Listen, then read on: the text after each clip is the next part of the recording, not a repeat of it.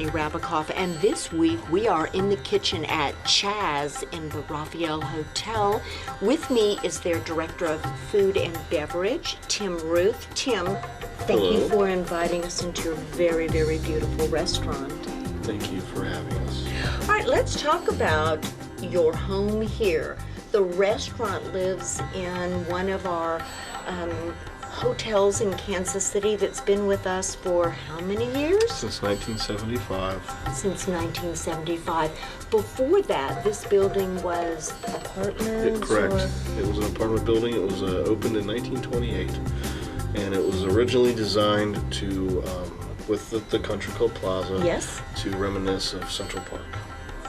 See, was this a J.C. Nichols It was, yeah. build job? And then in 1975, it went from apartment living to a hotel. Correct. Now, was the restaurant part of that change? Or No, the restaurant, from what I've heard in the history, was a floral and a hair shop, salon. Okay, it was a salon when they first changed to a hotel and now a restaurant. How long have you been a restaurant? Well, it was a Raphael restaurant for a number of years up until 2009, and it was closed and remodeled, and it was reborn as Chaz on the Plaza. Chaz on the Plaza. All right, let's talk about the concept for food here at Chaz. Well, I guess we can sum it up in very simple terms. Okay. That, when someone's in the conversation, what's the best restaurant in Kansas City? We would love to be in that answer. Okay. All right. Well, the Plaza is a destination for not only tourists, but many people. We are a sprawled out city, and coming to the Plaza is an adventure. How would you describe the food here? What is the concept for your food at Chaz? I would like to call it unique, contemporary American. Okay. And under our new chef, Charles DeBlon's leadership, with his contemporary American with a modern regional flair, I think we can easily accomplish that. And so you're also the Director of Beverage. And what are you, what is your approach to pairing and combining those wines or beverages with the food that Charles is creating? Well, Charles is very easy to pair with. Okay. His food is very clean, it's very simple, it's got just tremendous flavors and presentation, and it really lends it to an easier job on my part. So Tim, who is your typical diner here? Is it guests of the hotel? Is it tourists, residents of Kansas City? Well, it's a nice little mix. Okay. For breakfast, we do about 3/4 of our business is in-house guests, hotel guests. Whereas in dinner, we get about 20%, 17 to 20% of our in-house business. And the rest are Kansas Cityans. The rest are Kansas Cityans, and with this great canvas of the Country Club Plaza as an attraction, we do a very nice clientele here. Okay, I think we should talk to Chef, and he's relatively new here, and learn about what his hopes and dreams are in the kitchen. Once again, we are in Chaz at the Raphael Hotel, and now we're talking to their executive chef, Charles DeBlong. Charles, thank you for inviting us into your kitchen. My pleasure. All right, so did you always know you wanted to be a chef? No. No. I had no idea. When I grew up, or when I was coming up, and I was 16, 17, working in kitchens, I really couldn't stand it. 'Cause I'd never worked in a really well-run, great kitchen before for a chef. So I thought that's what it was all about until I found out about this thing called culinary school. Yeah, I think your mother was part of that. My mom had a little something to do with it. Yay, moms. She shoved me down there. Yep, and, good girl. As soon as I saw it, I spent the last $500 I had in my wallet on enrolling in school, and then it was history. That's what I did. Straight. You just did. You fell in love. Well, look at the different in the direction of parents. So you know that little point. But you fell in love with it. You went to school. Tell us the school. Your culinary school. School of Culinary Arts in Atlanta, Georgia. Okay. So a little Southern influence with me. Of course, Alright. they teach the same basics Sure. that most schools teach. And then where did you go after school? You name it. I was in Virginia by DC. I was in Kansas City. I was in Wichita. I was in Atlanta. I was kind of all over the place. Kind of Savannah, all over. Georgia. Learned a lot though, yes? Learned a lot, moving around a lot. What was and your single inspiration? Was there a particular chef or dish that was, One of my old instructors, oh really? Anna Cabrina. I think I heard about this. It was a Mean. Well, someone had to get you in But line, yes, Charles, right. But she was she was an She was, inspiration. she's always been, and I still think of her to this day. And it was just really cool when I first met her and going through her school with her. It was just really cool to see that kind of presence in a chef. So that's who I kind of looked up to, and that's who I wanted to be. That's who I wanted to emulate through my career. Is her. Okay, so the discipline that we know that goes into cooking, people think it's a little this, a little of that, and of course you know it's not. You're relatively new here at Chaz, so what's your hopes and dreams in the kitchen here? Just to, I told myself I wasn't going to go back to a hotel. Never make promises Never. like that to yourself. I learned that Yeah. really quick, just like I'm not having kids. And It you're going to didn't have work out. one. Congratulations. My Very wife's good gonna for love you. that. But here at the Raphael, you have that opportunity to turn it into something a whole lot more than hotel dining. To really give people a dining experience. We're street level. We're on a corner. We're kind of separate, but still a part of the hotel when it comes down to it. And it just really gives us the opportunity to really play with food and take hotel dining where it needs to be again. So, Tim has just told us contemporary American cuisine. That's Loosely. that's where you're and contemporary going with American that. means so much nowadays. It can be influenced by French, Italian, Japanese, Chinese.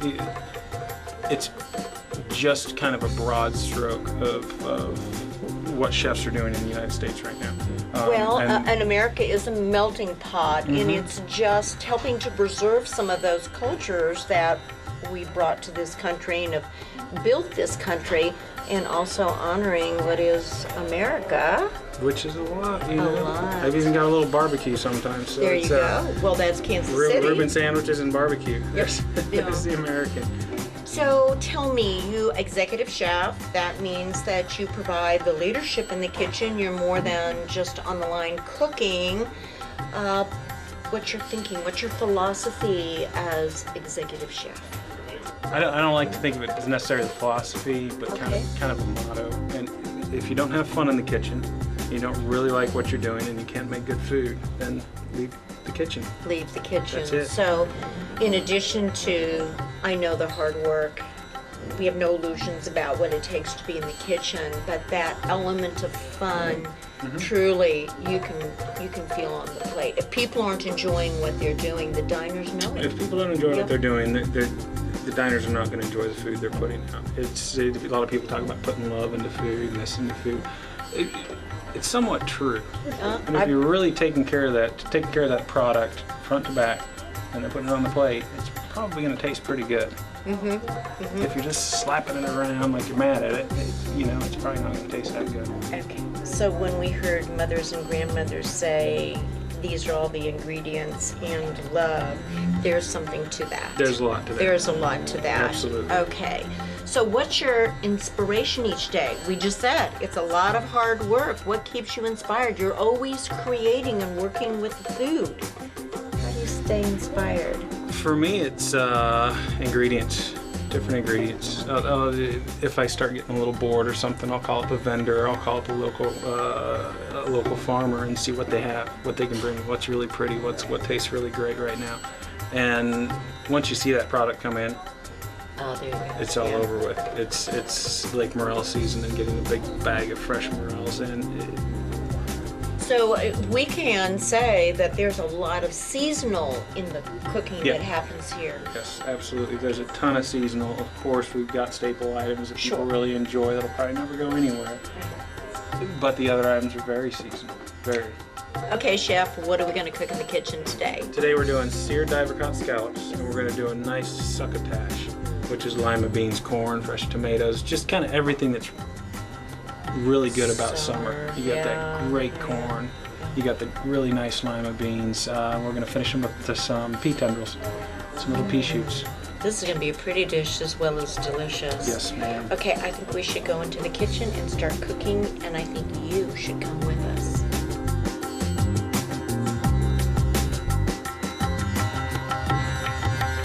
We are in the kitchen at Chaz Raviel Hotel with their executive chef, Charles DeBlanc. Charles, what are we making? Making the seared diver scallops with succotash and a roasted shallot blanc. Okay, what's my assignment, chef? You are going to defoot the scallops. I can do that, but You're you gonna have clean to them up. show me how to do that. All we're going to do, I'm going to pick the scallop up. Yep. You got a little foot on the side that attaches it to the shell. We're going to set that there. We'll put it over there. Okay, I'm And gonna. then we're going to race. Oh no. I'm going to assemble a succotash. All you have to do is 5 scallops. I can do this. I'm up Are you to the ready? task. Yes. All right. Okay, so what are we doing over there with the succotash, sir? We're going to dice up some onion. We're going to dice tomatoes. We're going to do a little corn. Lima beans I've already cleaned up. This is That's all we great. want is part of that onion. And you know, we talk about succotash for Thanksgiving, but the truth is, all of these are in season now in the summer. We Very forget much to summer do thing. that in the summer. All right, I need to have a great lesson on this because I've never been successful at it. Now, I notice you're taking the corn on the cob and you're cutting it over cloth, which I've never done. Tell us. I put a pan down, put Yes. a cloth in, Yes. so I don't dull my knife on the pan. Ah. It's the only reason that's there. I've got a pan down so my corn doesn't fly all over the place. But I think that the cloth also helps keep the corn in place too. It helps out a little bit. Multi-purpose. Mainly I just don't want to dull my knife off. That's a really good reason. You do that so well. And you know, that's daunting for some of us to take corn off the cob, and it took, what, a minute? Not even a minute? 15 seconds. 15 seconds. Now we're going to dice up a little Roma tomato. We've got corn, tomato, onion, lima bean. We've got a little chopped thyme and fresh parsley. Yes. Chopped shallot, chopped garlic. And then we've got a little roasted shallot butter here, which is what we're going to finish our succotash with. That and a lot of wine. A lot of wine. Okay. wine. So, Chef, are we ready to go to the cooktop? We've got to turn it on and get cooking. Okay. We prepped all the ingredients. We have our mise en place. Now we're going to cook it off. What do I need to do? I need you to season the scallops very Okay. well. Kosher Be salt. fairly liberal. Nice Liberal. and high, that way you get it spread evenly. You know, you were one of the chefs that has taught me that lesson about seasoning That's from. right, plenty right There there. we go. Now hit it with some pepper. While you're doing that, I'm going to get started on the succotash. We're going to have a little race again. Oh, I always lose these. Yeah, there. I'm going to go in a hot pan with just a little vegetable oil with the onion. And you remind us that the pan needs to be hot before you put the ingredients in. Got to be hot or everything's going to break down. It's going to release its moisture too quick, and then you aren't going to be able to get a sear on anything. You aren't going to be able to get color on anything. All the things you want. Steam it It'll steam it. And I also noticed that when it's too warm, you lift the pan up off the fire. Get it away from there. Now we're going to go in with our garlic and shallots. Okay. And for those of us who aren't great at the sauteing, smashing our large spoon will do. It works wonders. I use it all the time. Okay, so the onions and the the shallots and the garlic were first. So we're going to sweat those for just a minute. We're going to turn the heat down while we're doing that. Okay. We're going to bring this pan up, get it nice and hot. We've got a good amount of vegetable oil in there. The reason I use vegetable oil, it's got a very high smoking point, so we can get a really good sear on the scallops. Because there's no point in wasting our extra virgin olive oil because we're not going for that flavor. No, and you're going to burn your olive oil And before we're you going get to a burn good our sear. olive oil. Okay. Now we're going to take it, we're going to do about 3 at a time here, because we don't want to overload the pan, cool the pan off too much. That's going to negate everything we've done thus far to get a nice sear on those scallops. A little more salt, a little more pepper. Okay, so we season one side and then put the seasoned side down, turn it over and season it while it's cooking. And now we're going to finish succotash.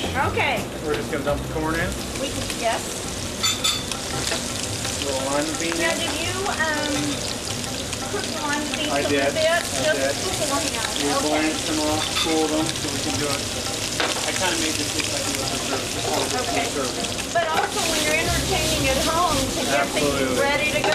Ready to go. We're going Cuts to crank down our... on time and anxiety. Yes, it does. It does. Keep seasoning every step of the way. Every time I add a bunch of stuff, I'm going to add a little more salt to it. Okay, and you don't do a lot at any one time, but in layers. Always later. Always You've been layers. paying attention. I know, you're a good teacher. Look at those colors. I mean, Now we're going to go that's in gorgeous. fresh thyme.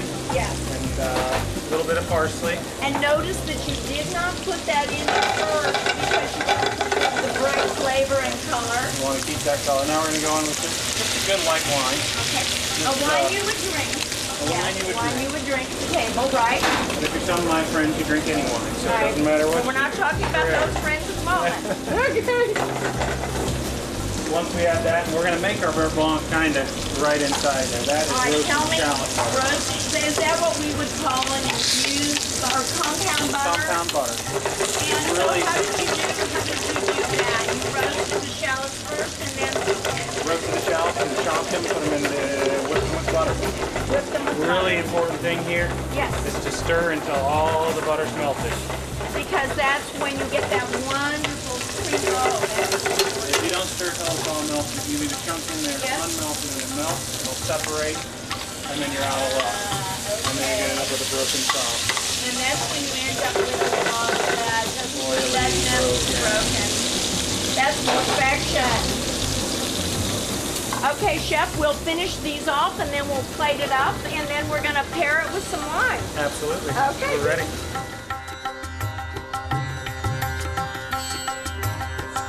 We've been at the cooktop and now it's time to plate up this artistic endeavor for our celebrity taster. How do we begin, Chef? I'm going to lay the succotash right on the bottom of the plate and just build a little base.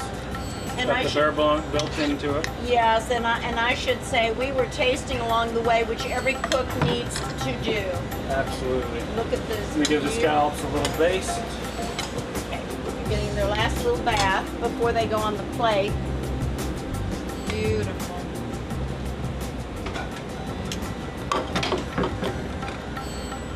Now we'll finish with some locally grown little pea tendrils, little pea sprouts. Gorgeous.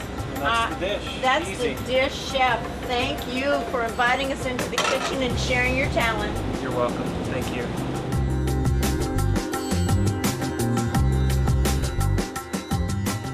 Hello, I'm Bonnie Rabakoff, and we have been in the kitchen at Chaz with their executive chef, Charles DeBlanc, preparing sea scallops, succotash, and a beurre blanc. Tim, what should we drink with this signature dish? I highly recommend a 2006 Freemark Abbey Viognier, which is from the Mid-Valley, which is a granular type soil, which gives it lots of fruit. You're going to have great tones of lemon, lime, peach, honeysuckle. It's just going to just carry the flavors of the scallops and the succotash all the way through the meal. So this is what we should be drinking. Absolutely. You know, now the final test of this is we're inviting a celebrity taster in to taste the food and sip the wine. Let's see what she thinks. Great.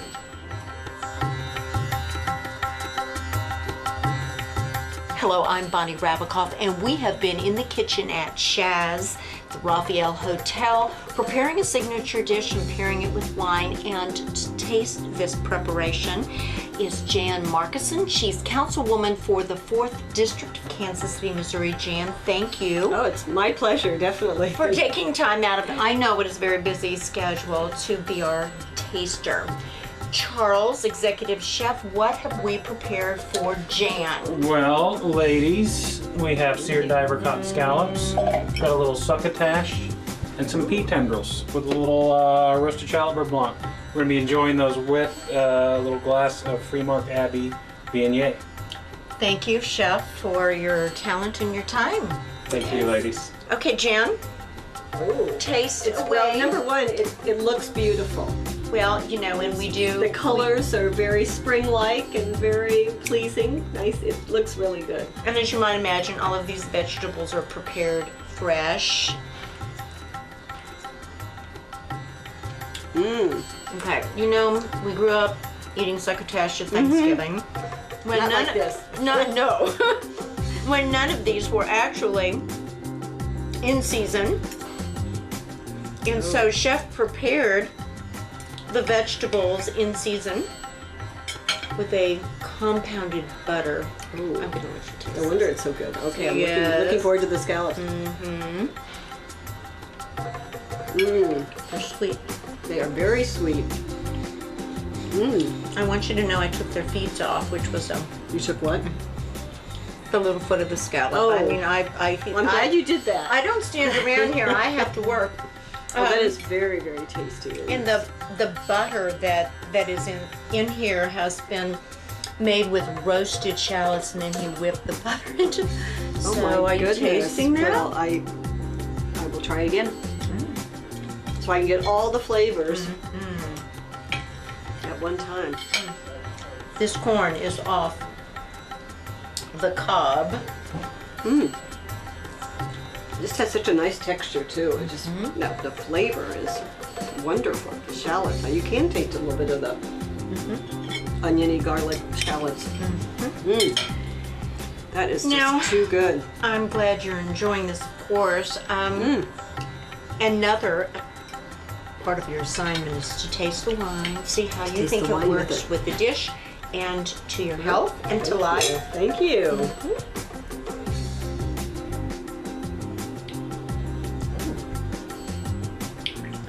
Oh, that is For very summer. good. That is very good. I'm not familiar with this wine at all. It is from Napa Valley, but I'm unfamiliar with it as well, and I now know why they chose it, because you've got this rich butter sauce, and it's got to stand up to that, but not be overpowered. Boy, it cleanses the palate, Yes. which means then we're going to have another bite of This is a perfect summer meal. It's just It is. Well, here what's we better with a glass of white wine and some scallops? And scallops. Boy, summer's good. Here we're sitting in Chaz, in a hotel that's on the National Register, and I know that the plaza is near and dear to you. It's in Yes. your district. Yes. With all the development going on, what are you most excited about in Council 4? I think, District 4. well, I think our city and actually our country and the world can be excited about the opening of the Performing Arts Center. That is just a signature building, and it's the only Performing Arts Center opening in the world this year. Wow. I mean, it is just, I know people are coming from all over. So I bet that we get a lot of visitors to the plaza. I assume they're going to eat here because it is so delicious. It's delicious. And it's going to be just something that Kansas City is going to be so proud of. So it'll be great for restaurants, for our businesses to have the attention to Kansas City. And, on the plaza, there are things going on all the time. We had the dragon boat races recently. We have the art fair coming up in September. We have water fire coming up in October. So it's really great to be able to come to a restaurant like this, have a wonderful meal, and then walk over to the plaza and enjoy what it has to offer. What it has to offer. And it's a beautiful I know area. your district also goes downtown, and the growth both in commercial and residential there. Who could have Downtown predicted is that? so exciting. We have a lot of wonderful new restaurants downtown too, and of course the Power and Light District. Yes. There's some new things coming to the Power and Light District, so it's just booming. There's just a whole new atmosphere in Kansas City, and we're just proud to We're going to be showing off when that Performing Arts Center It's gonna comes be to town. amazing. We have a lot to show off, and we're Right. grateful. Thank you for all the work you do on the City Council. I know being a legislator is time-consuming. It involves a great deal of care, and we appreciate what And you then do for us. there are benefits like being able to have a Come here. delicious meal like this. Thank you very much for all you do and for being our taster. Yes, my pleasure.